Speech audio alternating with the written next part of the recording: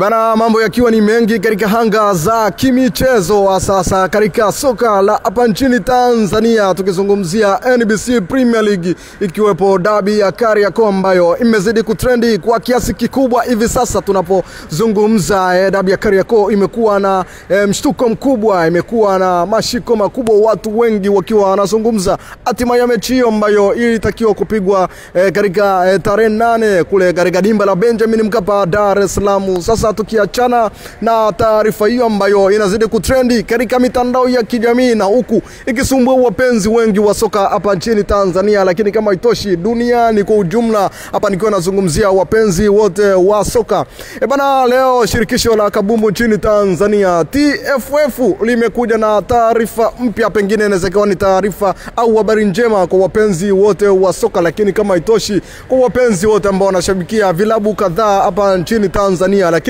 taarifa hii inaenda kuwanufaisha zaidi au kuvinufaisha vilabu ambavyo vinashiriki ligi kuu ya kabumbu nchini Tanzania, lakini hapa nikiwa namaanisha NBC Premier League ambayo inashika kasi kweli kweli, ligi nambari 5 kwa ubora barani Afrika.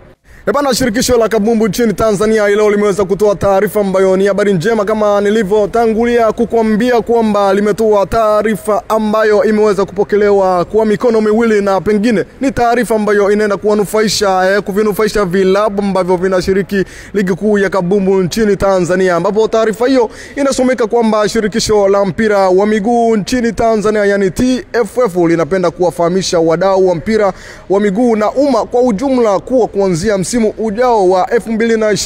2025-2026 litakuwa na mshirika au partner wa michezo ya kushiriki au michezo ya kubashiri katika mashindano yake yote.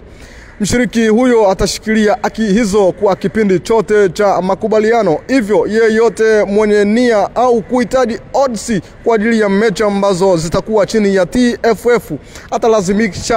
atalazimika kuwasiliana na mshirika huyo, na makubaliano yetu na mshirika huyo yatakuwa ni kwa ajili ya odds tu na si ushirika mwingine na kampuni za michezo ya kubashiri, yani betting companies, kama udhamini au sponsorship au ushirikiano, nikiwa namaanisha partnership. Utaratibu huu ndio unaotumika katika ligi mbalimbali, pengine ligi kubwa nikimaanisha barani huko Ulaya. Hatua hii ya TFF pamoja na mambo mengine pia itazinufaisha kipato au kimapato klabu ambazo mechi zao zitakuwa zimeingia kwenye odds. Licha ya malipo yatakayokuwa yanatokana na odds, bado klabu zitaendelea kudhaminiwa na kampuni hizo za michezo ya kubashiri, kwani utaratibu huu huathiri makubaliano ya udhamini kati ya pande hizo. Utaratibu wa kupata mshirika huyo utafanyika kwa njia ya mnada utakaotangazwa wakati utakapowadia. Sasa hiyo ni taarifa kutoka shirikisho la kabumbu nchini Tanzania, kama ulivyoweza kuisikiliza hapo mwana Steam Media na mwana michezo mwenzangu nikikusomea hapo moja kwa moja kabisa taarifa ambayo pengine inaenda kuleta manufaa au faida kwa klabu ambazo zinashiriki ligi kuu nchini Tanzania, NBC Premier League, ligi iliyo bora kweli kweli, ligi ambayo inazidi kuvutia nyota wengi kweli kweli kutoka katika mataifa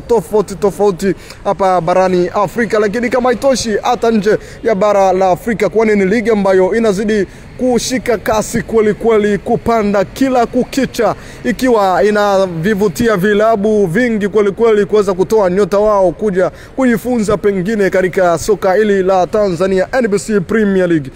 Kweli hii imekuwa ni bahati na pengine inaweza kuwa ni fursa kwa vilabu ambavyo vinashiriki ligi kuu, lakini kama itoshi vilabu vingine vya hapa nchini Tanzania, hakika hii itakuwa ni faida kweli kweli, pengine inaweza